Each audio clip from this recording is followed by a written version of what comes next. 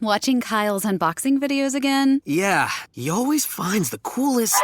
No way! A robot dog? Gotta ask where he got it. Or use your Samsung Galaxy S24 Ultra. Just draw a circle around the dog on your screen, and it shows you where to buy it right in the app. Whoa, I just learned a new trick. And that for once, I beat Kyle to the next big thing. Circle it, find it with the new Galaxy S24 Ultra and circle the search with Google. Get yours now at Samsung.com. Internet connection required. Results may vary based on visuals. Do you agree that there's a lot of divisiveness in the country right now? I love the way that you phrase that question because it's a big question. I don't think there's anything irredeemable about this country. I just think you have to reimagine what she looks like.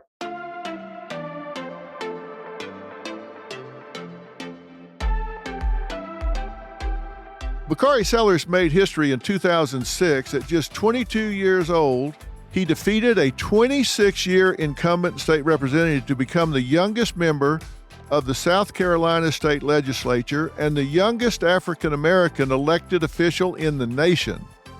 Now, in 2014, Sellers won the Democratic nomination for lieutenant governor in South Carolina and has also worked for United States Congressman James Clyburn and former Atlanta Mayor Shirley Franklin. He is widely considered to be a rising star within the Democratic Party and leading voice for his generation. You're going to find out why in just a few minutes because I'm going to quit rattling and let him talk. He has followed in the footsteps of his father, civil rights leader Dr. Cleveland Sellers, in his tireless commitment to public service while championing progressive policies to address issues ranging from education and poverty to preventing domestic violence and childhood obesity. Sellers earned his undergraduate degree from Morehouse College and his law degree from the University of South Carolina. Now, he is the author of the New York Times best-selling book, My Vanishing Country, a memoir which has been described as part memoir, part historical, and cultural analysis, illustrating the lives of America's forgotten Black working-class men and women, and his new book, an inspiring picture book, Who Are Your People?, which is a tribute to the family and community that really helps make us who we are. He has also expanded his audience with the Bakari Sellers podcast, a twice-a-week show, part of the Ringer podcast network that addresses a variety of topics, really, from politics, race, sports, media, the presidential campaign, and really a whole lot more. He practices law with the Strom Law Firm, LLC, in Columbia, where he heads the firm's strategic communications and public affairs team. And he's recently added diversity, equity, and inclusion consulting to the list of services that he's offered. Now, you've probably seen him on CNN. He's a prominent political contributor there. So welcome, Bakari. How you doing? My mom must have written that introduction. Yeah. I'm doing really, really well, Dr. Phil. It's good to be here with you today. That really is a hell of an introduction, and you're just 37 years old, so you haven't exactly been sitting around just hanging out on the porch, have you? I have not, but I can tell you that the most important jobs I have is 1A and 1B, being a husband to Ellen and being a father to Kai, Sadie, and Stokely. People always see me now. You know, you have these, and you understand this, Dr. Phil. You have these new 4K televisions and all of these things, and people see me and they say, "You look tired." And I say, because I am. I've got 3-year-old twins. And so, yeah, I'm making it day by day, Dr. Phil. Were you really surprised when you found out you were having twins? Surprised? I'm not sure. I was anxious. I knew one thing. Immediately after I had those twins, I went to the doctor and made sure I could have no more. I was not taking the risk of having twins back to back. Oh, I got you. My wife's a twin, and my son married a triplet. And we had triplets on my dad's side of the family. When my son started having kids, we thought they were going to have litters. We thought they're just going to be everywhere. Their twins are a lot. They have each other, but I just say that my twins are little unemployed terrorists. They just walk around with their hands up making demands all day. Yeah. Well, listen, your dad was really a prominent civil rights leader, Dr. Cleveland Sellers. I know he had to have a big influence on you. How did that come to pass? Were you at his elbow a lot? Did you guys work together? Did you shadow him? How did he impact you? I know he did. I'm just curious how it came to pass. Yeah, I mean, it's one thing to have your hero in your kitchen every single day, being able to go out and he's cooking dinner, breakfast, he's at your games. That's my hero. And I grew up a product of the proverb, and I write about it in Who Are Your People? But it takes a village to raise a child. My dad was a member of SNCC, the Student Nonviolent Coordinating Committee. So my village was unique. I'd have people like Julian Bond. I'd have people like Marion Barry. I'd have Judy Richardson. The heroes in our household were Fannie Lou Hamer and Ella Baker. It was just an awesome, awesome village that helped raise me. And yeah, I was at his elbow. Everywhere we went, I was there, trying to learn and soak up as much of our history as I could. Did you guys have things that you saw differently, disagreed about? I don't know if it's disagreed about, but that youthful naivete that I try to keep, it made me question things with the benefit of hindsight. One of the questions that I'd always ask my dad, Dr. Phil, is should integration have been the goal of the movement? Should we have fought so diligently for integration, or should we have attempted to have economic empowerment within our own community? And of course, my dad says that hindsight is always 2020. But we would, I would challenge on those things. But in terms of just disagreements, he probably has more disagreements with me than I do with him, as Yeah. as most fathers and sons. Yeah, I suspect that's probably more common. But let me ask you, I believe that there is a high degree of divisiveness in this country right now. I think some of it's racial. I think some of it's political. Do you agree that there's a lot of divisiveness in the country right now? Wholeheartedly, yes. Is there something that you point to thematically that you think it's owing to? Yes, thematically, and I love the way that you phrase that question because it's a big question. Thematically, we've never dealt with the issue of race in the country, which is the root of our divisiveness. I think that um, by not dealing with the original sin of this country, by not truly combating or having dialogue and discussion about the issue of race, um, we have contributed. It's like a cancer. When you don't cut it out, it just metastasizes. I think that and this is going to sound weird coming from somebody on CNN, but I think that a lot of and I love Ted Turner, by the way, but a lot of the divisiveness we see culturally and in our face is because of the 24-hour news cycle. And with this 24-hour news cycle, there's a lot that has to be fit into those 24 hours, which means that you have a lot of crosstalk. You have a lot of people who are you have individuals right now who have news shows, but they don't even, they say don't consider them to be journalists. They are entertainers at that. And so that type of feeling, that 24-hour news cycle with whatever, on top of the issues we have of race, I think is decently combustible. Because I was going to ask you, is it a news cycle anymore? Because I'm much older than you, about twice actually. I really wonder if it is a news cycle because I turn on CNN and it's really hard to trust what I'm hearing because there's so much agenda and so much spin. So I flip over to Fox and it's the same thing, just all spin, all agenda. It's like, do I like mix it all up, divide it by two, and take the middle? It's hard to know where I can go to find out what really happened.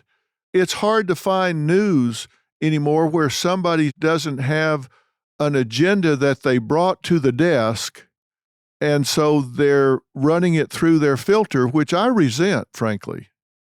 Yeah, I mean, you posed a really good question. I mean, first, is there a news cycle anymore? To answer the original question, um, it's my father used to come home, and you are of that generation. Ain't calling you old, just calling you seasoned. And Thank you for that. he would after dinner, he'd sit in a chair and he'd watch the 6 o'clock local news, and then the 6:30, ABC or CBS or whomever it was, and then the 7 o'clock whatever programming it was, and that was the news cycle over the past 4 or 5 years. It's like been drinking out of a fire hose. There's nothing worse, Dr. Phil, than when you're on TV and you get in your ear a producer saying, the president has just tweeted. We're going to go to that. We're going to put it on the screen and we're going to talk about it. You have no idea what it is, but that became the news. And to your point, I think that with the emergence of social media in news, there has been a focus on being first and not being right, which has posed a problem. Everybody wants to be the first to the story, and people don't care necessarily about being right in the story. But I think even more importantly, and one of the things we are doing at CNN is getting back to the journalism and not the entertainment. I mean, that's our new boss's kind of mantra. I'm excited about it. And we'll see what happens. I get paid to tell my truth. And so I'm not a journalist. I tell folk that all the time. I'm a commentator, and I will tell you the truth as Bakari sees it. And that's the best I can do. But you don't masquerade or wrap what you're saying up as news. You're saying, I am a commentator. I have a point of view. I'm going to tell you my point of view. And so you're transparent about it. Correct. Very much so. And I think that there's a balance. We've always had that balance. There's somebody else on there with an alternative background, a different point of view, at least somebody in the middle. But what you're talking about, and one of the things we do well, I mean, just recently, whether or not it's the war or whether or not it's a school shooting, is we do cover those stories extremely well. Because I think that, and I don't want to be presumptuous or assume, but I'm pretty sure that when somebody tells you there's been a school shooting, which happens, unfortunately, more than it should, which is a part of our American fabric. I mean, you turn to CNN and you see and you watch and you try to glean what happens from there.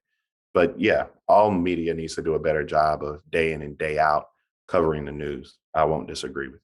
I'm Katie Maloney, 37, a divorcee, and I'm out here falling in love every day with myself. And I'm Dana Cathan, 33, former needy mess, and delusional Leo, but I've never been happier. Never been happier. You know that. Good. The foundation of this podcast is for people who want to live their life unapologetically. It's a safe space for anyone who's going through a transition in their life or just dealing with the regular bullshit. It's a religion. We're not saying that we're looking to start a coven, but that might be why we started this podcast. But we're not saying that. Join our cult. Community. The coven. Religion. Okay, let's just stick with community. Listen to the podcast. Listen to the podcast.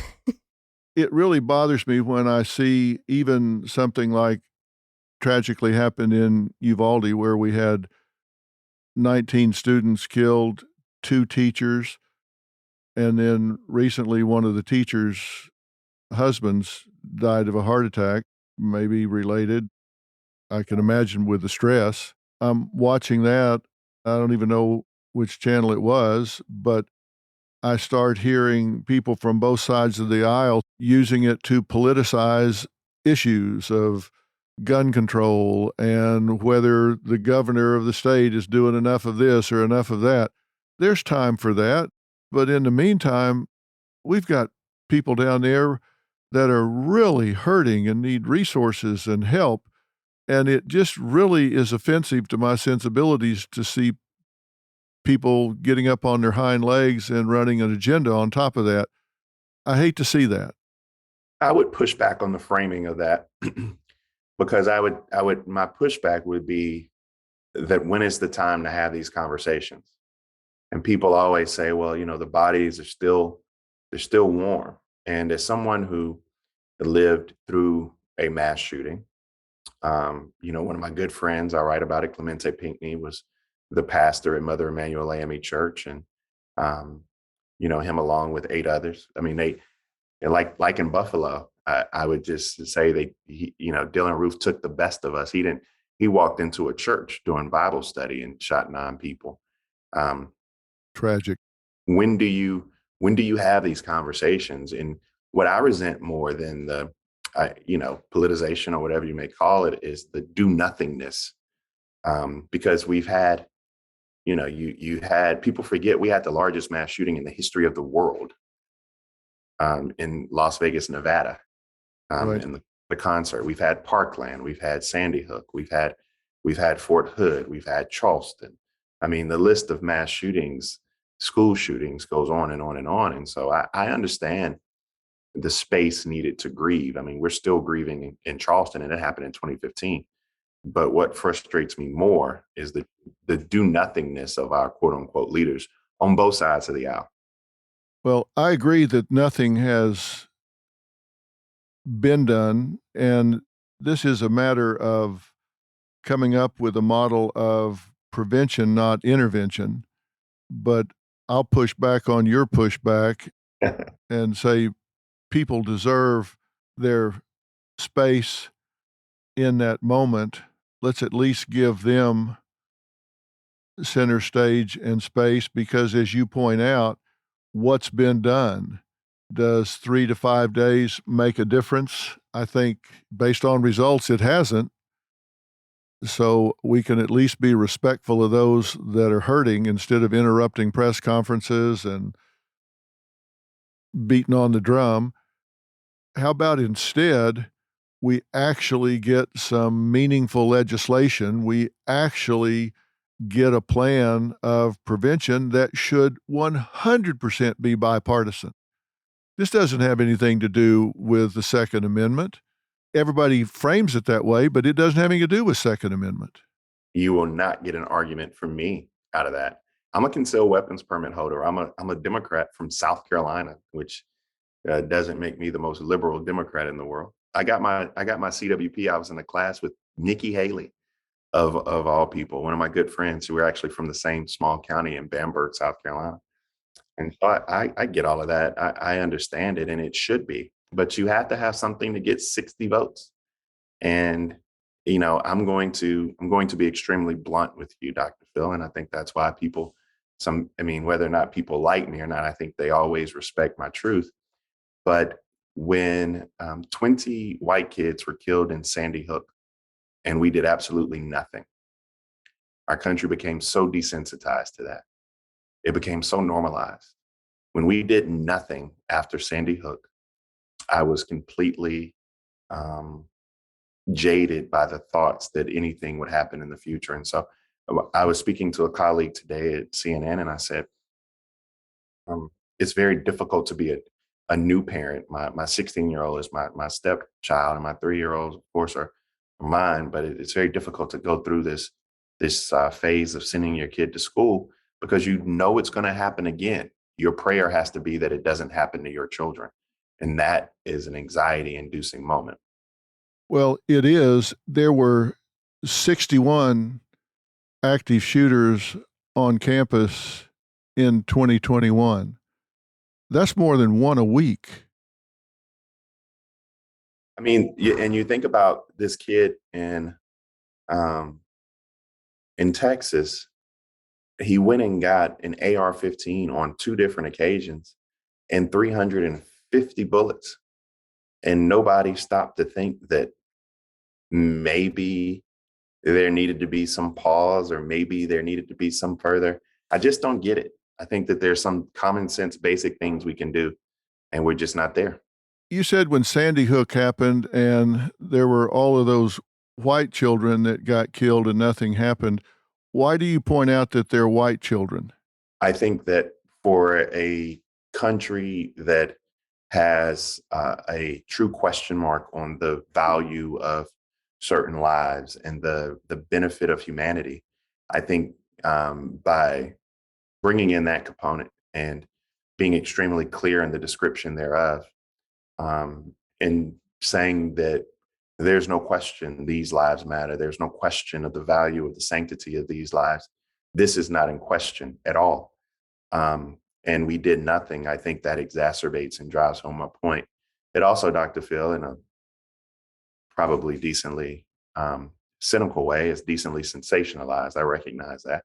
It draws people to the sentiment, but it also points out a true fact that we did nothing after Sandy Hook. And I stand on the resolve that if we did nothing after Sandy Hook, we won't do anything now. Yeah. So your point is, if you didn't do anything after those white kids were shot, they're sure not going to do anything if minority children are killed. Not after 70% Hispanic community was shot up, no. So you don't have much hope that that's going to send a message up the chain that says, okay, enough's enough, too much is too much, now's the time. I hope I'm wrong. But I mean, do you have faith something? I mean, it's your show. I don't mean to be posing questions to No, you. ask me anything you want. But do you have faith that anything's going to change? And if so, what is that faith rooted in? My hope is that at some point, there's got to be a tipping point where America says enough's enough and too much is too much. And if anything is going to cause the left and right to come together, then somebody that goes in and guns down innocent children. I mean, these children were 9, 10 years old. That to me is about the most cowardly, egregious thing you can do. And it just seems really hard to imagine that anybody from the far left to the far right could disagree that that is an absolute stain on our nation, that that is a horrible thing to keep happening. Like I said, it's 61 times in 2021. At some point, if there's a bipartisan issue, protecting our young people and our elderly seems to be something that everybody should find non-threatening and come together on. It just seems like if you're going to pick something, that would be a place that people could rally around. I hear you and I don't disagree. I just don't. And I think there'll be the recognition thereof. A solution or a policy solution or an implementation of something to change or alter the path of where we're at, not where we're headed. I just don't see that happening. I mean, I don't see universal background checks have over 75, 80% approval from both left and right, all races, all age groups, and we still haven't passed it. I mean, just that simple policy proposal. We can't get that done. And it's the do nothingness again. And I say that as the kids say, we gotta, who wants to smoke, both sides of the aisle deserve that. Well, why is that? Why is there the do nothingness? From the inside out, what do you see? I see it being a lack of courage. I see the role of special interest. I mean, the same week you have a mass shooting, you have individuals from the great state of Texas going to an NRA convention to speak. And the NRA, it's not what it once was, but I would argue the NRA is probably the second or third most powerful lobby behind the AARP. It's a lack of vision. And it's I don't think that our elected officials are truly listening to the pain that you and I, and we don't, there are not enough conversations like the one that you and I are having. I would ask, outside of hunting hogs or hunting and killing hogs, why do you need an AR-15? Why does anyone need an AR-15? And, those are just legitimate questions that, me and John Kasich, the Republican governor former Republican governor of Ohio, we agree on that sentiment. And we've had people agree on that sentiment. It's just something right now that we're so polarized and people want to yell. The two things we hear all the time when these things happen, the people want to yell about mental health. And there's been no indication that this young man had any mental illness. And then people want to say, what about Chicago? And both of those things, as you stated earlier, I truly resent. If there's a path to overcome the do nothingness, what is it? Electing better people. When are you running for Senate, Dr. Phil? I'll come support you. I think about what you just said about electing better people. I wonder sometimes if the better people have the attitude that you get into the system and you just get bogged down and they think they can have more impact from the outside in than the inside out. I mean, I think that that's reasonable. And then you look around and why would you want to work with some of these people that are there, to be honest with you? When I first got elected, I was 21, 22 years old. And I remember going in the State House And I would look at folk and I'd be like, oh my God, I can't believe I'm here. And then after about a month, I was like, oh my God, I can't believe you're here. I can't believe you're here. Yeah. How did you get here? It becomes quick. It's cold water on you quite quickly. Yeah. I suspect you get disillusioned pretty fast. You know, the funny thing though, Dr. Phil, and the perspective that I come from on all of these things, whether or not it's the issue of race that we talked about, whether or not it's guns or, being forward thinking or whatever, I don't think personally there's anything irredeemable about this country. I just think you have to reimagine what she looks like. And so, I mean, I don't know, call me youthful and call me naive. I just think we have to reimagine what this country should be. You said that the original sin has never been dealt with. What do you think should be done? I mean, I think we have to have honest conversations about it. And I think that was one of the benefits of the 45th president of the United States, that for the first time in this country, it was front and center. And we were having conversations outwardly about race. When I look at Charlottesville, for example, with the tiki torches and the Jews shall not replace us, and the chant races and anti-Semitic chants that were had in Charlottesville, what stuck out to me the most was that nobody wore a hood. Nobody covered their face. They didn't wear masks. They were so emboldened and comfortable in their anti-Semitism, in their racism. And for me, that was a watershed moment in this country where it was no longer in the dark corners. And we were outwardly having these conversations about the fact that systemic racism is a true issue. I think that many of these systems we have to deconstruct. And I said reimagine earlier. I'll throw that word out there again, but rebuild them in an image that's inclusive. I've never, and I don't really know anybody. I don't want you to dance for me. I just want to be on the dance floor. I just hope that everyone has an opportunity. How do you go about that? How do you do that? You sound kind of pessimistic that you think, it ain't going to happen. It's too far gone. Are you of the belief that it's not going to happen, that we've passed that level? No, I still have faith. I have faith in tomorrow. I always do. I'll keep that. My father believed, my father was shot in the civil rights movement. He was shot in the shoulder. My father went to prison not once, but twice. Once for refusing to go to Vietnam, and once for the incidents of the Orangeburg Massacre. The police shot him and they put him in prison. My sister's middle name is Abadame. It's Swahili. It means born while father's away, because my sister was born while my father was in prison. And my dad, and the reason I say there's nothing irredeemable about this country is my dad could have lashed out with righteous anger. But instead, he believed like Abraham Lincoln believed in the better angels of our nature. I think, to answer your question specifically, though, there's no such thing as rising tide lifts all boats. I think there has to be, specific policy proposals that deal with issues of race in this country and address specific problems. People say rising tide lifts all boats. Well, what if you have a dinghy? What if you ain't got no boat at all? What if you got a surfboard with a hole in it? Everybody doesn't have the opportunity to rise with the tide. And so I'm just a firm believer that we just have to make sure that we create that equity and create that opportunity. Give me an example of what you would implement as a core policy that would start creating what you're looking for. First of all, let's start with public education. We can go from public education to affordable housing, to water. There are 100 cities in these United States that have less potable water than Flint, Michigan. We can go to a criminal justice system that are in tatters.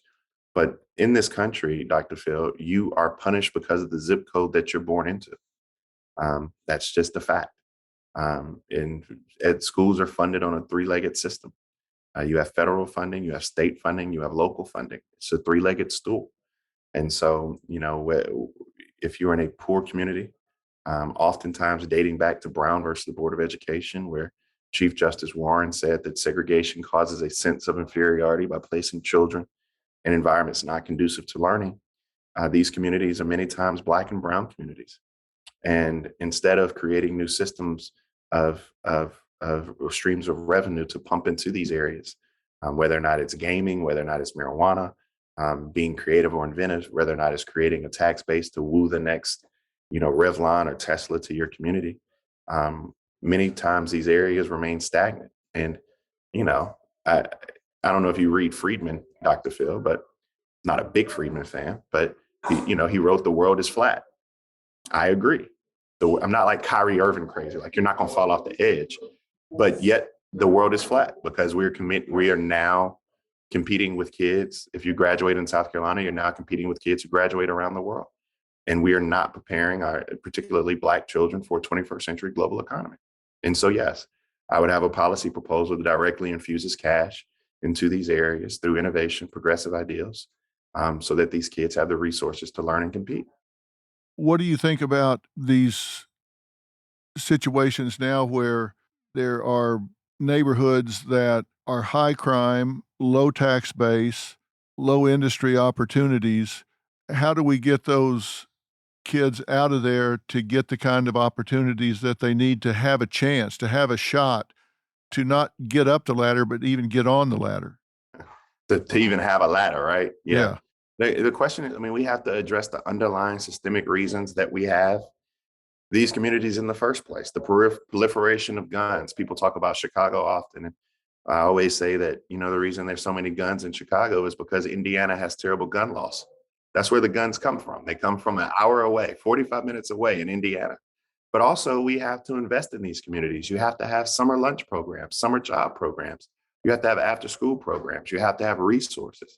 In many of these communities, Black fathers are not in the homes due to mass incarceration. You have, for a very long period of time, Dr. Phil, and you know this better than I, so I dare not step into your bailiwick, but crack in this country was seen to be a crime. They treated it as a crime. And opioid addiction is treated as a public health outcry. And so I think that, we have to examine the way that we adjudicate these crimes, that we treat these crimes. We have to examine the resources and outlets. One of the things I did in my district was I built a library. People laugh at me. They're like, "That was the best thing you did?" I was like, "Yeah," because right now in Denmark, kids can go there and they can have after school programs. They can have summer programs. People go there to get access to Wi-Fi. It's a very, very real thing. And just being innovative and thinking about what your community needs and trying to meet those goals is what we need more of. People want to run the TV. They want to be a part of a clique or whatever and say the most outrageous things. And nobody wants to work and get it done anymore. There's interestingly a lot of research about violence, gun violence in particular, as I'm sure you know, it clusters. There are even microclusters. It clusters into neighborhoods, and even within a neighborhood, it clusters into specific blocks within a neighborhood. Empirical evidence has shown that if you focus on that microcluster in a neighborhood and you go into those that are committing that violence, you actually sit down with those wrongdoers and say, okay, look, we know who's doing this. We know it's you. We may not have enough to arrest you right now, but we know that it's you, and we want to offer you an alternative. We want to provide you with a ladder and with a way to change this and alter this, to give you a way to get out of this situation. That the results are pretty astounding in terms of the number of these violent individuals that choose a different path.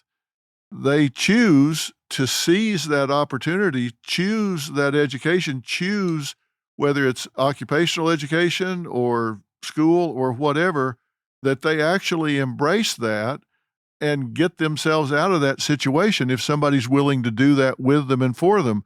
It's just a matter of focusing on those micro clusters to really change the face of that community. And I mean, you're preaching to the choir. I wholeheartedly agree, but it takes that focus. It takes the resources. It takes the opportunity.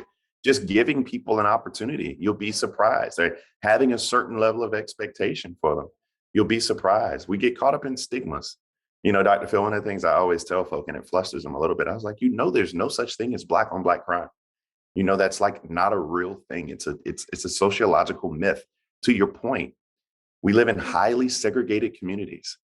And because we live in these highly segregated communities, people are more prone and apt to commit crimes against people that they're in those clusters with. And so 90% of all black folk who are killed by black folk. But 90% of all white people who are killed by white folk. And it's because of these clusters. It's because of these highly segregated communities that we live in. And my only point in saying that is that if we focus on the things that are real and not these highly divisive rhetorical analysis, going all the way back to the beginning of our conversation that we throw out there on cable news and deal with the substance, as you just said, we'd have much stronger, healthier, and better communities. Yeah. And I think where a lot of people are lost in the debate, in the argument, in the joining of the solution is that difference between give a man some fish he'll eat tonight, teach him to fish, he'll eat the rest of his life. It's not about just giving individuals money as opposed to taking those funds and empowering them to create a different standard of living for the rest of their life. And I think that's where a lot of people that I've talked to differ in saying, well, you can take them out of poverty by making these funds available. They question whether that is a patch or a solution, but they don't push back so much on saying if that money is spent on alternatives and education and giving them a different path, I don't find as much resistance to that as I do the other. No, I mean, in these communities, you talk about things like midnight basketball. And this is gonna blow your mind. The Kaiser Foundation really recently did some studies. It was either Kaiser or Kellogg. They recently did some studies, and what they showed was the number one cause of underperformance amongst Black children, particularly in the South, in schools, was hunger. Right? Kids are going to school hungry. You can't perform if you're hungry. And so the free the breakfast program, the free breakfast program, or just ensuring they have somewhere to go after school. I mean, these are what I'm not advocating for a check to be written to anyone. What I am saying, though, is that there are so many things we can do in and around our communities to make them stronger. Do you think something should be taught in the schools about this? It's not being taught. We hear all this debate about critical race theory being taught in schools. Those criticisms are always from people that don't know what critical race theory is. They haven't been to law school. They haven't been to the second year of law school, so they don't understand what that is.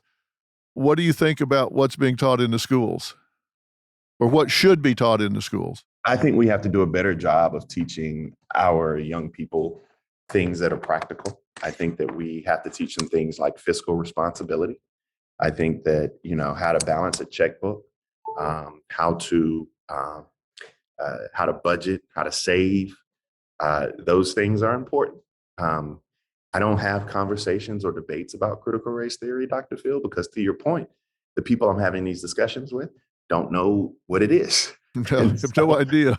They have no idea what it is. And so we're not going to engage in those conversations. But to your point, I do think that we need to, right now, many times we teach to a test. And I think we need to teach to life. And I think we need to make sure that we're giving young people the kind of the tools to succeed in this new 21st century global economy. I think we need to teach young people how to code, right? So, teaching young people how to code is very, very, very important. I have two boys, and my youngest son at one point was asking me, what do you want for Christmas? You're so hard to buy for because you're old and you do whatever you want. I told him, here's what I want. I want you to give me 1 hour a week to talk about anything I want to talk about. And he said, done. I said, no. You got to think about this because I'm going to hold you to it. So you think about it overnight and you come back. And he came back and said, okay. And to his credit, he actually did it. There was a lot of eye rolling early on, but then pretty soon he started coming back. Hey, I want my hour. I did what you're talking about. I taught him how to change spark plugs in a car. I taught him about checking accounts. I taught him about insurance for cars and a house. I taught him about utility deposits. I taught him about fertilizer, just things that you just don't get taught anymore. We learn those things, but you don't get taught that anymore. You want to know this? I'm a country boy, Dr. Phil, and you'll appreciate this. Do you remember when they used to mail you credit cards? Oh, yeah. My dad, every time he would get one in the mail, my dad would bring it in the kitchen and he'd cut it up. Yeah, yes. And my dad would always, he taught us, he didn't teach us nothing about credit. But what he did say was that if you can't afford it, you should not buy it. Yeah. That was his philosophy. But, I think that STEM, coding, financial literacy, I think if I could implement one portion of a curriculum across the country, most people will be like, oh, you're going to teach people critical race theory. You're going to teach people Black history. No, I'm going to teach people financial literacy. That would be the number one thing that I would teach everyone, because you know what financial literacy is? It's that ladder that you were talking about. Yeah. It helps teach you how to climb out of your circumstances. I just wrote an op-ed for Sportico. I said that the NFL draft just minted 262 new millionaires, and they had no idea what was just around the corner, because the career is about 3 years, and 2 years out of the league, 78% of them will be bankrupt or in serious financial distress because nobody teaches them how to manage their money. Nobody teaches them what to do, and they make more. Even on the low end of the draft, they make over $3 million, which is more than a college graduate makes in 40 years working. They don't teach them how to manage that money. No, and they invest in like a car dealership and a car wash, right? Yeah, exactly. I have a lot of friends. One of my very, very good friends, I refer to him as my little brother. He had about, I think he told me he had $63 million in a savings account, Dr. Phil. In a savings account. Yeah. It was, and his philosophy was, one, there's not a lot of trust with folk. Two, his entire financial philosophy is that he'll never be broke again because he grew up in poverty. He ain't going back there. But he doesn't understand markets or anything like that. So there is a bank with a savings account, and it's growing at what, 0.025%. Yeah. It's shrinking now. That's true. And it has $60 million. So yeah, I agree. Shaq's a good friend of mine, and he told me when he got his first contract for $20 million, he bought a house for $5 million in Atlanta and $5 million in California, and spent $5 million on something else, and said, okay, now I got $5 million I can run and play with. And then they came to him about halfway through the year, wait a minute, you owe $10 million in taxes. He said, what? Nobody had ever explained it to him. I mean, we're laughing about it.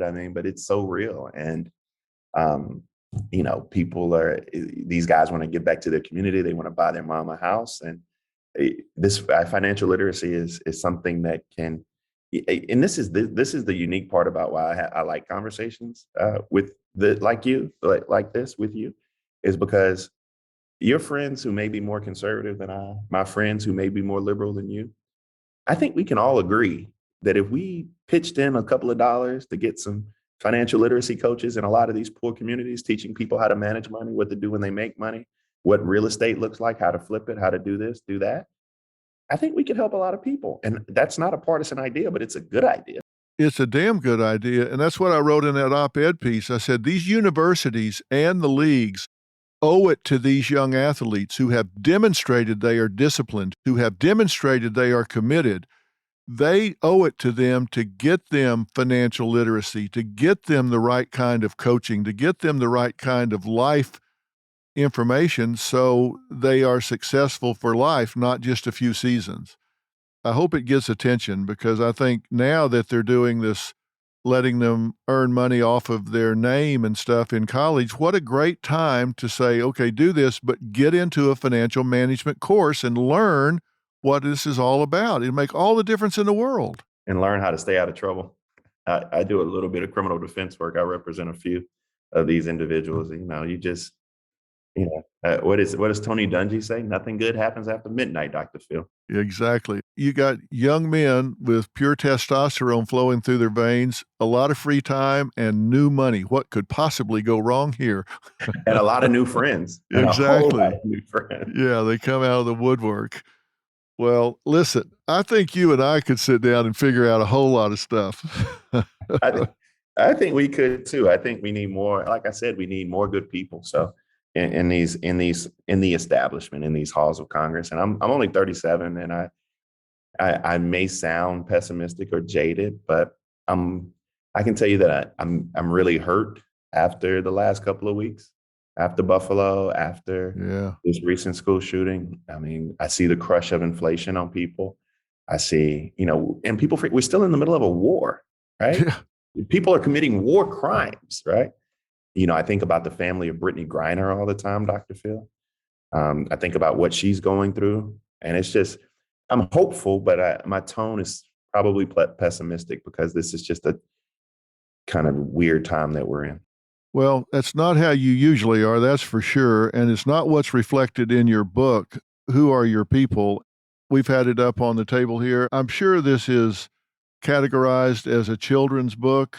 It's one of those things that I think is written at different levels. It is a children's book. Your child can certainly comprehend this. But I have to tell you, the second time I read this, I sat down on the couch with Robin. Robin's my wife, as you probably know. We've been married 45 years. And I said, read through this with me. I've read it, but read through it with me. We both agreed. I think some of the best messages that come through are really kind of elegant messages that are very simplistic. The best scientific equations and solutions are the ones that are most simple, have the fewest moving parts. This is a great children's book, Bakari, but it's also a great reminder of family value and family pride. After I read it, I remember my mother saying to me when I was young, we were talking about something, and I said, why not do that? And she said, well, you're a McGraw, and McGraws just don't do that. And you understood it. You understood it, right? Exactly. So we just don't do that. For people that are listening and not watching us on YouTube, the book I'm talking about is Bakari Sellers' new book, Who Are Your People? He really goes through the book, which is cleverly illustrated by Reggie Brown. It starts out with a father and his children, and it says, when you meet someone for the first time, they might ask, who are your people and where are you from? Then it's got a great illustration of people kind of in the clouds, which kind of refer to your ancestry, to me at least. And it says you should always be proud of who you are. Your people were strong and smart. They dreamed of things not yet seen and imagined that we could all be free. Then it talks about that your people were fighters, and it shows that they stood up and fought for what they believed. It kind of goes to the end where it says, so what will you dream and how will you change the world? Your children have to be really proud that their dad wrote this. I'll be honest with you. It's their second favorite book. They like their numbers book the best, but that's me on the cover, and that's Sadie and Stokely throughout the book. For me, it was an awesome opportunity to write a book, allow them to see their image in the book. And you said it best. I mean, I was trying to write a book so that not only the child that you're reading it to gets something out of it, but the reader as well. And that last quote, Dr. Phil, you change the world every single day through your podcast, through your voice, through your op-ed pieces, through your TV. And I want people to think about how they're going to change the world. I think we need more dreamers. I agree. I'm really proud to meet you. I look forward to meeting you in person because we're on Zoom right now. When I'm out that way or you're out this way, I look forward to sitting down and having dinner with you. You sold some books yesterday because Robin ordered 12 copies of this. I love Robin. Yeah, she got it for all the kids that she knows and both of my sons who are fathers themselves. So really good job on this. Congratulations. And I know you're going to sell a bunch of books today. And by the way, he did not even ask me to mention this. So he didn't come on here to sell books. I just wanted to talk about it because I think it's a really good job. I really respect your measured approach to the things that you're saying. You're not just whining and complaining about what things are not. You're taking a constructive approach. A lot of people can complain, but so few offer an alternative. And you certainly put verbs in your sentences and offer alternatives. And I respect that greatly. I appreciate that. And I appreciate the conversation and the questions and the pushback and the pull and the listening, because I think these conversations are healthy and it's the only way we move forward. Well, I couldn't agree more. Let's stay in touch and maybe we'll come up with something that'll create some change in the future. But I look forward to meeting you in person. I look forward to meeting you, and I cannot leave without saying you have the most amazing staff of anyone. I know that everybody loves Dr. Phil, and I love Dr. Phil, but I had no idea the professionalism and the just amazing people you had around you. I guess I should have known, but I wanted to give them a shout out on air while we were still here. Well, thank you. I'm proud of all of our people. They do this with passion, I can assure you. Everybody believes in what we're doing. So I'm glad to hear you say that. I look forward to talking to you again soon, Bakari. All right, be blessed. Have a great day. Thank you. Best of luck. Take care.